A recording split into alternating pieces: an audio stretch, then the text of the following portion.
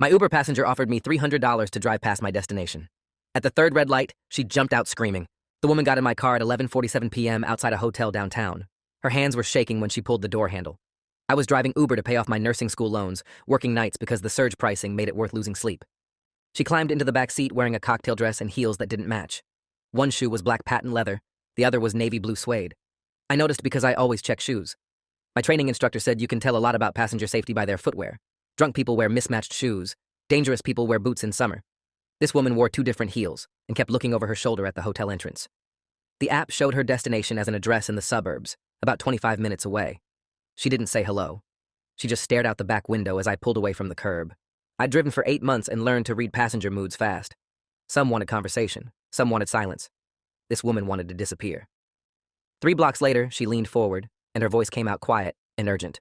I'll give you $300 cash right now if you keep driving past my destination. Just keep going. Don't stop anywhere. I glanced in the rearview mirror. Her face was pale under the streetlights. She had a bruise on her left cheekbone covered with makeup that didn't quite match her skin tone. I should have said no. Every safety rule said refuse cash transactions, stick to the app, never deviate from the route. But $300 was a week of groceries plus gas. My next loan payment was due in 5 days, and I was $180 short.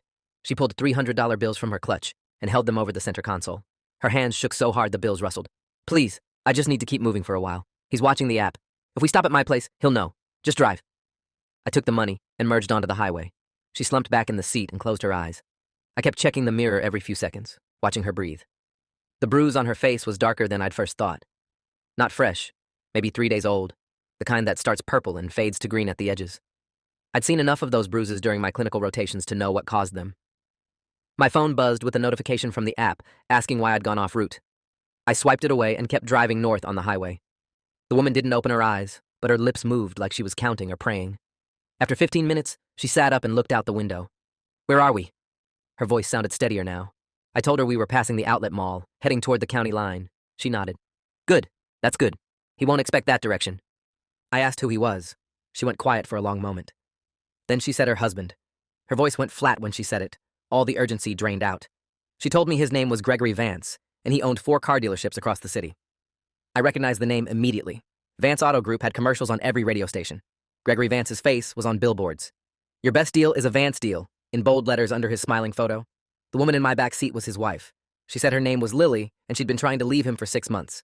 He tracked her phone, he tracked her car, he had her followed by a private investigator who photographed everywhere she went. When she tried to stay with her sister in Ohio, he showed up at the door with flowers and apologies and threats to ruin her sister's teaching career with fabricated complaints to the school board. When she tried to open her own bank account, he had his lawyer freeze her access to their joint accounts for suspicious activity. Every attempt to leave ended with him finding her, dragging her back, and things getting worse. Tonight, she'd been at a charity gala with him. He'd introduced her to business partners and smiled for photos while his hand gripped her elbow hard enough to leave marks. During dinner, he'd leaned close and whispered that when they got home, she'd pay for embarrassing him by talking too long to the mayor. She'd excused herself to the bathroom and just kept walking. Out of the ballroom, through the lobby, past the valet stand, straight to the street where she'd requested my Uber. The mismatched shoes made sense now. She'd grabbed whatever she could find in the coat check room, taken someone else's shoes by accident in her rush to get out. I asked where she wanted to go. She said she didn't know. Anywhere he couldn't find her. Somewhere without cameras. Somewhere off the grid. I thought about the $300 in my pocket and the woman in my back seat running from a man with enough money to track her anywhere. I thought about my own sister, who'd stayed with me for 3 months last year after leaving her boyfriend. The bruises my sister had looked just like the one on Lily's face. I asked if she had family who could help. She said her parents were dead and her sister couldn't risk losing her job. Her friends were all connected to Gregory through business and charity circles. Everyone she knew was someone he knew. I suggested a women's shelter. She laughed, bitter and sharp. He donates $50,000 a year to the main shelter in the city. They'd call him the second I walked in. I believed her. Men like Gregory Vance built their safety nets carefully. We passed the county line, and I kept driving. The highway stretched empty ahead of us.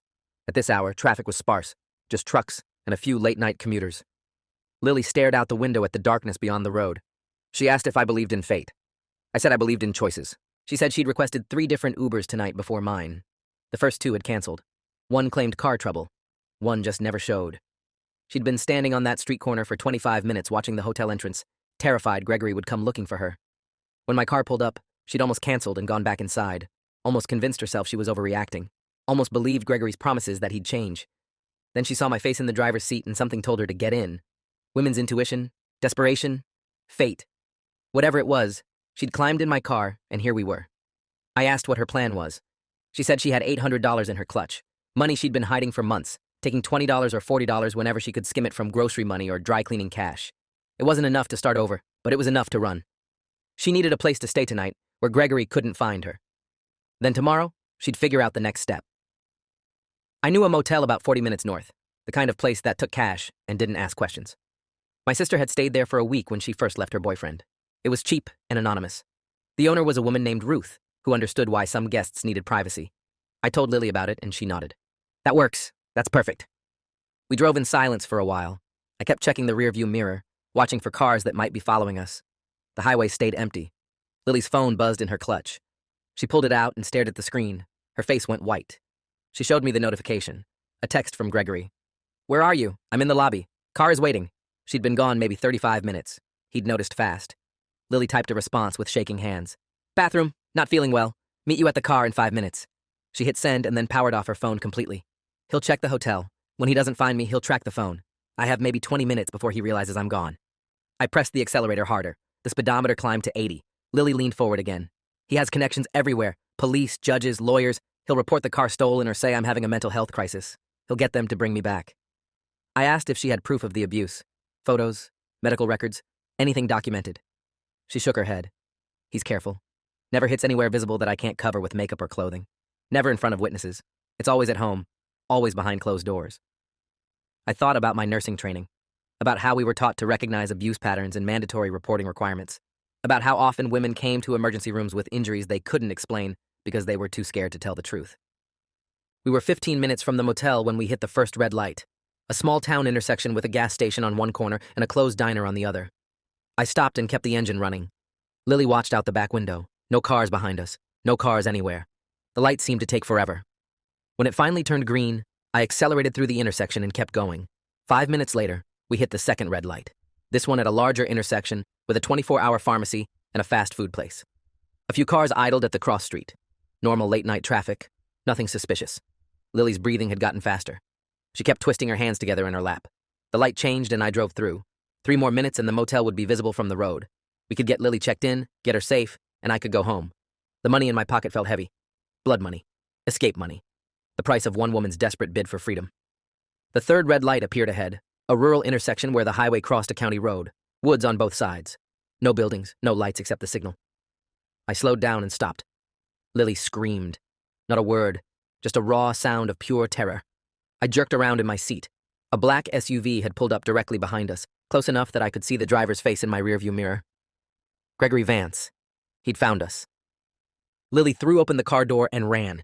Her mismatched heels hit the pavement, and she sprinted toward the woods on the right side of the road. Gregory jumped out of the SUV and chased after her. I sat frozen for 3 seconds. Then I grabbed my phone, turned on the video recording, and followed them. My dashcam was recording automatically, but I needed backup footage. I needed evidence. I ran into the woods, following the sounds of branches breaking and Lily screaming.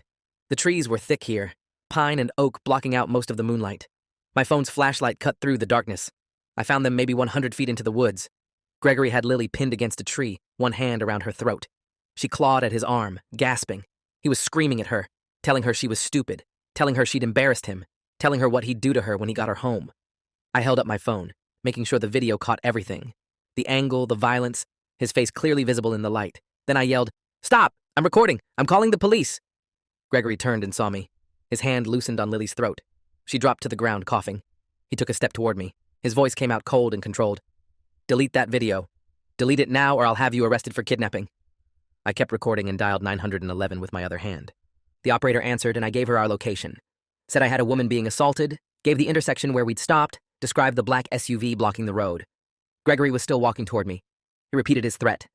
Said I'd kidnapped his wife, taken her off route, extorted money from her. Said he had lawyers who'd destroy me. I kept the phone pointed at him and kept recording. Lily had gotten to her feet. She stumbled toward me and stood behind me. Her voice came out hoarse and broken. "He's lying. I paid her to drive. I'm trying to leave him. He tracks me. He hurts me. Please don't let him take me." The 911 operator stayed on the line. I put the call on speaker so she could hear everything. Gregory stopped advancing. His face changed. The anger smoothed away and he put on a concerned expression. His voice shifted to worried husband. "Lily, honey, you're not well. You stopped taking your medication. You're confused. Let me take you home and we'll call Dr. Stevens in the morning." Lily's whole body was shaking. She kept saying no, over and over. The operator asked if anyone needed medical attention. I said yes. Said the woman had visible injuries and was in immediate danger. Sirens started in the distance. Gregory heard them too. He turned and ran back toward his SUV. I followed him with the camera, getting clear footage of his license plate, his face, everything. The police arrived 6 minutes later. 2 county sheriff's deputies in separate cars. Gregory was back in his SUV but hadn't driven away. He got out when the deputies approached, all charm and concern. Told them his wife had been kidnapped by an Uber driver who'd gone off route and demanded money. Showed them his phone with tracking data showing Lily's location. Said his wife had mental health issues and needed to come home. The first deputy was a young guy, maybe 25, who looked uncertain. The second deputy was a woman in her 40s with hard eyes. She looked at Lily's face, at the bruises, at the marks on her throat. She looked at me and asked for my side of the story. I showed her the video. Showed her everything from the moment I'd followed them into the woods. Showed Gregory with his hand around Lily's throat. Showed him threatening me. The deputy watched the whole thing without saying a word. Then she looked at Gregory and told him to put his hands behind his back. He started to protest. Started with the lawyers and the donations and the connections. The deputy didn't care. She arrested him for assault and domestic violence. The young deputy called for backup and an ambulance. Lily collapsed against my car, sobbing. I sat down next to her on the ground and put my arm around her shoulders. She leaned into me and cried until the ambulance arrived. The paramedics checked Lily's throat and vitals. The marks from Gregory's hand were already darkening into bruises. They wanted to take her to the hospital, but she refused. Said hospitals meant records, and records meant Gregory's lawyers finding her. The female deputy's name was Officer Reeves. She told Lily that she needed documentation of injuries for the case against Gregory. Lily finally agreed to let the paramedics photograph the bruises and take basic statements. Officer Reeves asked me to send her the video from my phone. I sent it along with the dashcam footage from my car that had captured Lily getting in, our conversation, everything up until we'd stopped at the light. Reeves watched both videos on her phone. Then she looked at Gregory sitting in the back of the police car and shook her head. She said she'd seen men like him before. Rich, powerful, convinced they were untouchable. She asked Lily if she wanted to press charges. Lily hesitated. I could see the fear in her eyes, the calculation of what fighting back would cost her. I told her she didn't have to decide tonight. Told her she just had to get somewhere safe first. Reeves agreed. She said they'd hold Gregory overnight at minimum on the assault charge. That gave Lily time to figure out her next move. I told Reeves about the motel, Ruth's place. Reeves knew it. She'd sent women there before. She offered to drive Lily herself, make sure she got checked in safely. Lily looked at me. Come with me? Please? I don't want to be alone. I should have said no. Should have driven home, collected my money, gone to bed. But I looked at this woman who'd trusted me with her escape, and I couldn't leave her. I told Reeves we'd follow her to the motel. She nodded and helped Lily into her patrol car. I walked back to my own car. The Uber app had been sending notifications for an hour. Multiple messages asking about my location, automatic cancellation of the ride, a flag on my account for going off route. I'd deal with that later. Right now, I needed to make sure Lily was safe. The motel was exactly as I remembered it, a single-story building with peeling paint and a neon sign that said vacancy in flickering letters. Ruth came out of the office when she saw the patrol car. She took one look at Lily and understood immediately. She got Lily checked into a room at the far end, away from the road. Cash only, no ID required. Room 12, with locks that actually worked and curtains thick enough to block out the world. Reeves gave Lily her card and told her to call if Gregory tried to contact her. Then she left to file her report. Ruth brought clean towels and a bag of toiletries. I helped Lily into the room. She sat on the bed and stared at the wall. I asked if she needed anything. She asked me to stay for a little while, just until she stopped shaking. I sat in the chair by the window and waited. Lily finally spoke around 2 a.m. She asked why I'd helped her. I told her about my sister. Told her about the 3 months she'd lived on my couch after leaving her boyfriend. How scared she'd been. How long it took her to stop flinching at loud noises. How she still struggled to trust people. Lily listened and nodded. She said she'd been with Gregory for 8 years. Married for 6. The abuse started slowly. Small criticisms about her clothes, her friends, her weight. Then isolating her from family. Then controlling the money. The first time he hit her was their 2nd anniversary. He'd apologized and cried and promised it would never happen again. It happened again 2 weeks later. And then again. And again. Until it became normal. Until Lily started believing she deserved it. Started believing his version of events where everything was her fault. Tonight at the gala, watching him smile and shake hands and pretend to be this upstanding citizen while planning what he'd do to her at home, something broke. She couldn't do it anymore. Couldn't pretend. Couldn't stay. So she ran. She said she knew Gregory would find her eventually. Men like him always did. But she had one night of freedom. One night where she wasn't afraid. That was worth something. I told her it was worth everything. Told her she didn't have to go back. That there were ways to stay hidden, resources that could help her. People who specialized in getting women away from abusive partners. Lily looked at me with exhausted eyes. She said she wanted to believe that, but she'd tried everything. Every shelter turned her away because Gregory donated to them. Every lawyer she'd consulted was either afraid of him or already on his payroll. Every friend she'd confided in had either dismissed her concerns or suggested she was exaggerating. She was trapped in a cage made of money and power and social connections. Tonight was her first taste of freedom in years, and it had lasted exactly 47 minutes before he'd found her. I asked how he'd tracked her so fast. She pulled out her phone and showed me. A tracking app, hidden in her settings. Gregory had installed it months ago, claiming it was for her safety. It tracked her location in real time. He'd seen her leave the hotel, seen the route I was taking, calculated where we'd be based on traffic patterns. He'd taken a different highway and cut us off at that intersection. Pure calculation. Cold and methodical. I asked why she didn't just get a new phone. She said she'd tried. He'd found out and accused her of having an affair. The punishment for that had landed her in the emergency room with a concussion. She'd learned not to try after that. I looked at the phone in her hand and made a decision. I took it from her, walked outside, and smashed it under my heel in the parking lot. When I came back, Lily was staring at me. I told her now he couldn't track her. She started crying again. I stayed at the motel until 4 a.m. Lily finally fell asleep around 3:30, curled up on the bed, still wearing her cocktail dress and mismatched shoes. I covered her with the spare blanket and left a note with my phone number.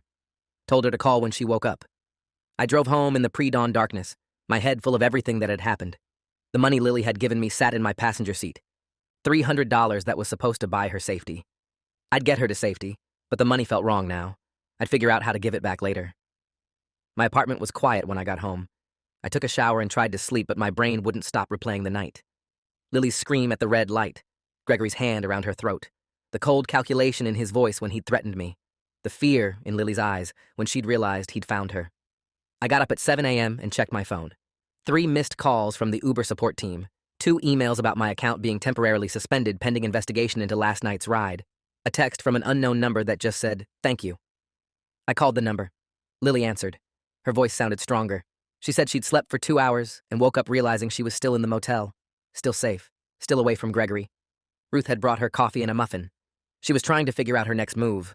I told Lily about my friend, who worked at a domestic violence organization across the state, a place Gregory didn't donate to, a place that specialized in hiding women from dangerous partners. They had safe houses and legal advocates and resources for starting over. Lily said she'd call them. Then she asked if I could help her with something first. She needed to go back to her house while Gregory was still in custody. She needed to get documents, social security card, birth certificate, bank statements, anything she'd need to rebuild her life. She couldn't do it alone. I should have said no again. Should have told her to let the advocates handle it. But I heard the desperation in her voice, and I remembered how my sister had needed help getting her things from her ex's apartment, how terrifying it had been for her to go back even with me there. I told Lily I'd meet her at her house in 2 hours. She gave me the address, a subdivision I recognized, the expensive kind with gates and security guards and houses that cost more than I'd make in 10 years. I called my friend at the domestic violence organization first. Her name was Nicole, and she'd been doing this work for 15 years. I explained the situation. Nicole said she'd send an advocate to meet us at Lily's house, someone with legal training who could document everything and make sure Lily got what she needed. She also said to be careful. She'd dealt with men like Gregory before. They didn't let go easily. I drove to Lily's house at 10 a.m. The gate was open, no security guard in sight. The house was massive, 3 stories with columns and a circular driveway, a fountain in the front yard, the kind of place that showed up in lifestyle magazines.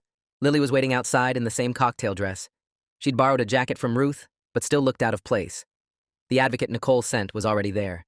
A woman in her 50s named Diana who carried a briefcase and had the kind of face that had seen everything. She explained that we needed to move quickly. Gregory would be released on bail within hours. We needed to get everything Lily needed and get out before he came home. Diana had a checklist: documents, medications, essential items, anything with sentimental value. We had 30 minutes maximum. Lily unlocked the front door and we went inside. The house was beautiful and cold. Marble floors, crystal chandeliers, expensive furniture arranged in perfect symmetry. It looked like a hotel, not a home where people lived. Lily moved through the rooms like a ghost. She went upstairs to the bedroom and started pulling things from drawers. I helped her pack while Diana documented everything on her phone, taking photos and videos to prove Lily hadn't stolen or damaged anything. The safe was in Gregory's office. Lily knew the combination. Inside were all the documents she needed plus $15,000 in cash. Emergency money Gregory kept for reasons Lily didn't question. She took half, took her documents, left the rest. Diana said that was smart. Taking everything could be used against her. Taking only what was hers showed intent to leave, not to rob. We were loading the last box into Diana's car when a black SUV pulled into the driveway. Not Gregory, a man I didn't recognize, tall, broad-shouldered, wearing a suit. He got out and walked toward us. His voice was calm and professional. Mrs. Vance, Mr. Vance asked me to let you know he's been released. He'd like to speak with you. He's willing to forget last night's misunderstanding if you come home now. Diana stepped between him and Lily. She identified herself as Lily's legal advocate and told him Lily was exercising her right to leave. The man smiled. Not friendly. Predatory. He said Gregory had already filed for a restraining order against me, said I'd kidnapped and extorted his wife, said he had lawyers preparing a civil suit that would bankrupt me. He looked at me when he said it. Wanted to see me flinch. I didn't. I'd recorded everything last night. Had proof of what really happened. Diana told him we were leaving, and if he tried to stop us, she'd call the police. He stepped aside, but his smile stayed in place. As we drove away, I watched him in the rearview mirror. He pulled out his phone and made a call. We drove to the domestic violence organization's office 45 minutes away. Nicole met us there and got Lily set up with immediate assistance. They had an emergency safe house available. Somewhere Gregory couldn't find her. Somewhere she could stay while Diana helped her file for divorce and a real restraining order. Nicole said the process would take time. Months, probably. Gregory would fight it. Would use his money and connections to make everything difficult. But they'd dealt with wealthy abusers before. Had strategies for protecting their clients. Lily looked overwhelmed. She asked what happened next. Diana explained the steps. First, file the restraining order using last night's assault as evidence. Second, file for divorce citing abuse and fear for her safety. Third, gather evidence of financial control and document everything Gregory had done. The video from last night was crucial. It showed clear assault, showed Gregory's threats, showed him as the aggressor. Diana said it was some of the best evidence she'd seen in a domestic violence case. She asked if I'd be willing to testify if it went to court. I said yes without hesitation. Lily thanked me for the 4th time. I told her she didn't need to keep thanking me. Told her I'd just done what anyone should do. She shook her head. Said most people didn't. Most people looked away. I left the organization's office around 2 p.m., drove home exhausted. I'd been awake for 30 hours. My phone was full of notifications, more Uber messages about my suspended account. An email from a law firm representing Gregory Vance demanding I turn over all footage from last night. A friend request on social media from someone I didn't know. I ignored all of it and went to sleep. I woke up at 8 p.m. to my phone ringing. Officer Reeves. She said Gregory had posted bail that morning and immediately started working his connections. He'd filed a complaint against me for kidnapping. Had witnesses who swore I'd forced Lily into my car. Had a narrative that painted me as a criminal and him as a concerned husband. Reeves said she'd seen the video, knew the truth. But her department was getting pressure to drop the assault charges. Gregory's lawyers were already filing motions, arguing Lily had attacked him first, that he'd acted in self-defense, that the video was taken without consent and wasn't admissible. Reeves sounded frustrated. She said she'd been a cop for 18 years and seen this pattern before. Rich men committing crimes and buying their way out of consequences. She promised to fight for the charges to stick, but warned me it would get ugly. Gregory wouldn't stop until he'd destroyed everyone who'd helped Lily escape. I thanked her for the warning. She told me to be careful and hung up. The lawsuit arrived 3 days later. Gregory was suing me for $500,000 for kidnapping, extortion, defamation, and intentional infliction of emotional distress. The complaint painted me as a predator who'd targeted his vulnerable wife, taken her money, and conspired to destroy his reputation. It claimed Lily had been confused and unstable, that I'd taken advantage of her mental state, that everything I'd said was a lie. I read through the whole thing feeling sick. I didn't have $500,000, didn't have a lawyer, didn't know how to fight something this big. I called Diana at the domestic violence organization. She said this was standard operating procedure for abusers with resources. They used the legal system as a weapon, filed frivolous lawsuits to intimidate witnesses and exhaust their victims financially. She gave me the name of a lawyer who worked pro bono on cases involving domestic violence, a woman named Kelly, who'd spent 20 years fighting men like Gregory. I called Kelly that afternoon. She asked to see all my evidence. I sent her the videos, the dash cam footage, the Uber records showing Lily's request and payment. Kelly called back an hour later. She said my case was solid, said Gregory's lawsuit was baseless and would likely be dismissed. But the process would take time and money. She could take my case for free, but I'd still have court costs and fees. Probably $5,000, $10,000 before it was over. I had $3,000 in savings. It wasn't enough. I posted about the situation on a legal advice forum that night. Didn't use names, but laid out the facts. Within hours, the post had hundreds of comments, people sharing similar stories, offering advice, offering donations to help with legal costs. Someone set up a fundraising page without me asking. By morning, it had raised $8,000. By the end of the week, $30,000. People were angry. People wanted to help. The story got picked up by a local news blogger who wrote about unnamed wealthy abuser using lawsuits to silence witnesses. That got picked up by a larger news outlet. Suddenly, reporters were calling me, asking for interviews, asking for my side of the story. Kelly advised me not to talk to the media yet, said it could hurt the case, but she said the public attention was helping. Gregory thrived in darkness. He controlled narratives through money and connections. Public scrutiny made that harder. The pressure was mounting.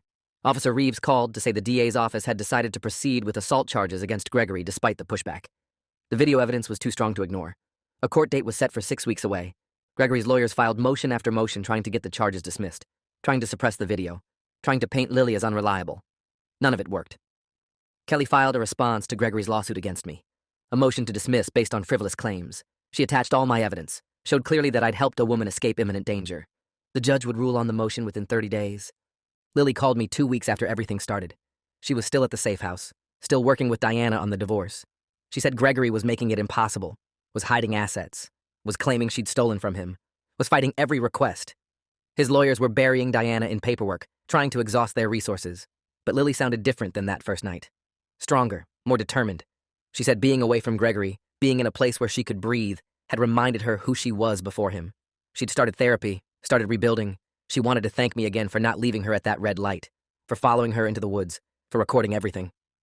She said that video was the only reason anyone believed her. Without it, Gregory would have convinced everyone she was crazy, would have had her committed, or worse. The video was proof, undeniable evidence that she wasn't the problem. He was. I told her I was glad she was safe. She said she wanted to do something for me, wanted to help with my legal costs. I told her the fundraiser had covered it. She insisted, said she'd taken $7,500 from Gregory's safe, money he'd never miss, money that was technically hers anyway since they were still married. She wanted to give it to me. I told her to keep it, use it to start her new life. She said she'd send half, wouldn't take no for an answer. The money showed up in my mailbox 2 days later, cash in an envelope with a note that just said, "Thank you for saving my life." The hearing on Gregory's assault charges happened on a Thursday morning. I had to testify, had to sit in a witness box and describe everything that happened that night. Gregory's lawyer tried to tear me apart, asked why I'd taken Lily off route, suggested I'd planned to extort money from her, implied I was part of some scheme to destroy Gregory's reputation. I stayed calm and stuck to the facts, played the video in court. The footage was damning, crystal clear audio and video of Gregory choking Lily, threatening me, lying to police. The jury watched in silence. Several people in the gallery gasped when Gregory's hand closed around Lily's throat. When the video ended, Gregory's lawyer had nothing. He tried a few more questions, but they fell flat. Lily testified next, described years of abuse, showed photos of bruises and medical records she'd hidden, named specific incidents with dates and details. Gregory sat at the defense table looking calm and composed, but I could see the rage in his eyes. He'd spent his whole life controlling narratives, and now he was losing control. The jury deliberated for 3 hours, found him guilty on all charges: assault, domestic violence, criminal threatening. The judge sentenced him to 2 years in prison with no possibility of early release, ordered him to complete anger management and domestic violence intervention programs, issued a permanent restraining order preventing him from contacting Lily. Gregory's face finally broke. The calm mask cracked, and pure fury showed through. He tried to argue. His lawyers tried to file immediate appeals. The judge denied everything and ordered him remanded to custody immediately. Bailiffs took him away, still protesting. Outside the courtroom, reporters surrounded Lily and Diana, cameras flashing, microphones pushed forward. Diana read a prepared statement about justice for abuse survivors, about holding powerful men accountable, about the importance of witnesses willing to step forward. She thanked me by name. Suddenly, cameras swung toward me, reporters shouting questions. I said I'd just been driving Uber, just tried to help someone in danger. Told them anyone would have done the same. But I knew that wasn't true. Most people looked away. Most people didn't want to get involved. I'd gotten involved, and it had nearly cost me everything. But standing there watching Lily speak to reporters with her head held high, I knew it had been worth it. The judge dismissed Gregory's lawsuit against me 2 weeks later, ruled it frivolous and without merit, ordered Gregory to pay my legal costs and a $50,000 fine for abuse of the legal process. Kelly said it was rare for judges to issue sanctions that harsh, said it sent a message that weaponizing the legal system wouldn't be tolerated. The $50,000 showed up in my account a month later. I stared at the number for a long time. It was more money than I'd ever had, more than a year's salary. I could pay off my nursing school loans, could buy a reliable car, could stop driving Uber altogether. I donated $25,000 to Nicole's domestic violence organization, the place that had helped Lily when no one else would, the place that fought for women with nowhere else to go. Nicole called me crying when the donation cleared, said it would help so many women, fund so many escapes, save so many lives. I kept the rest and paid off my loans, quit Uber that week, picked up extra shifts at the hospital instead. Work that didn't involve driving strangers through the night hoping they weren't dangerous. I'd seen enough danger to last a lifetime. Lily's divorce finalized 8 months after that night at the red light. She got half of everything. Gregory fought it until the end, but the evidence against him was overwhelming.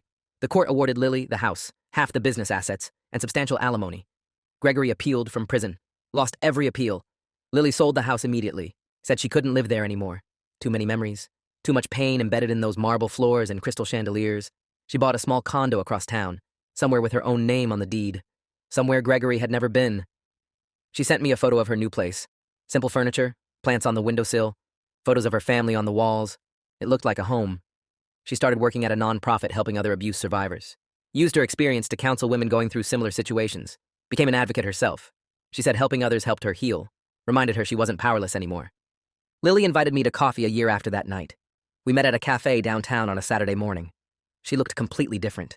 Healthy, confident, relaxed. The bruises were long gone. The fear in her eyes had disappeared.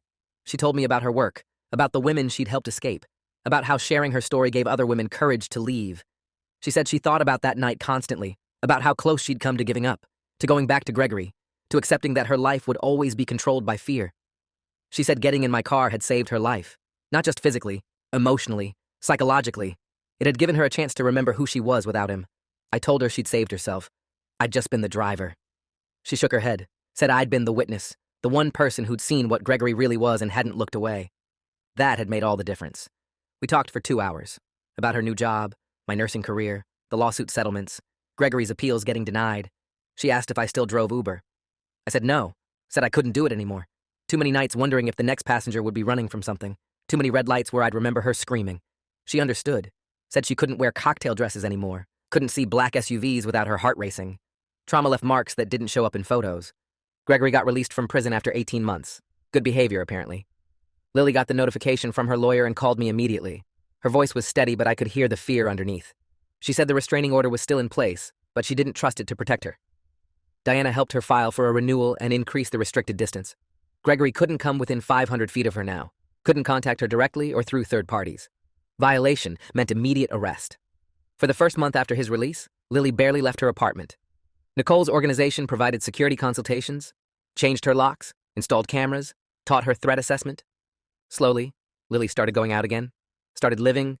Gregory didn't contact her, didn't violate the order. According to public records, he'd lost his car dealerships. His business partners had bought him out while he was in prison. His reputation was destroyed. The commercials were gone. The billboards were gone.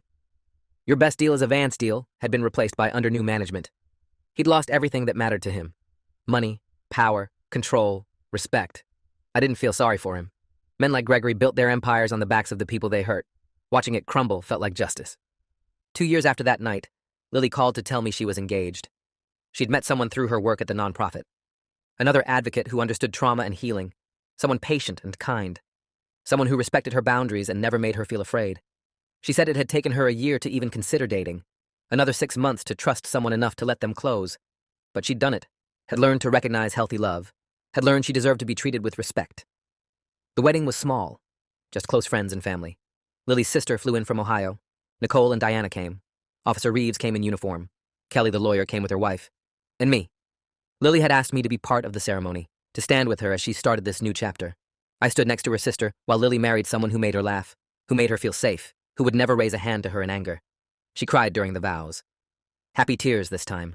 Free tears. The reception was at a small restaurant. Nothing fancy, just good food and people who genuinely cared. Lily gave a speech thanking everyone who'd helped her escape. She looked at me when she talked about the night everything changed. About the Uber driver who'd taken $300 and driven past the destination, who'd followed her into the woods, who'd recorded the truth when no one else would. She said I'd given her a second chance at life. I'd given her hope when she had none left. The room applauded, and I felt my throat tighten with emotion. After the reception, Lily pulled me aside.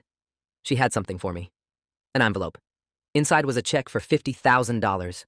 I started to refuse, but she stopped me. She said Gregory's final asset distribution had come through.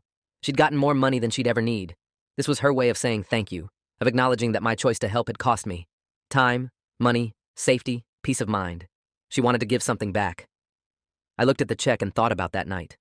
About the $300 Lily had handed me with shaking hands. About how I'd almost said no. About how one choice had changed both our lives completely.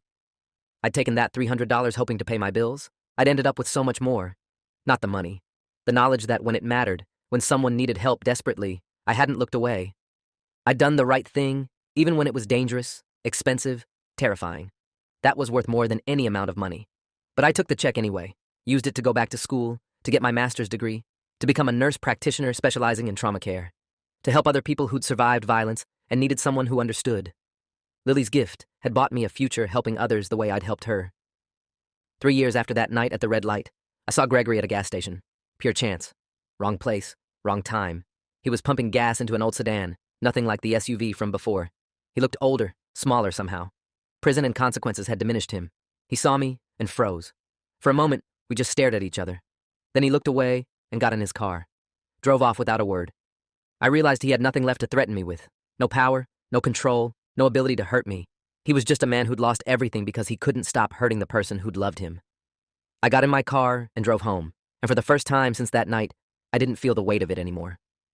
Lily was safe. Gregory had faced consequences. Justice, imperfect but real, had been served. Sometimes doing the right thing when you're scared saves more than one life. It saves the person you help, and it saves something in yourself. The part that believes people are worth fighting for. That believes in standing up even when it costs you. That believes one person's courage can change everything. I'd been that person once, on a random night driving Uber, and it had changed both our lives forever. If you enjoyed this, you'll definitely want to see the next ones too. So subscribe now and let me know your take in the comments.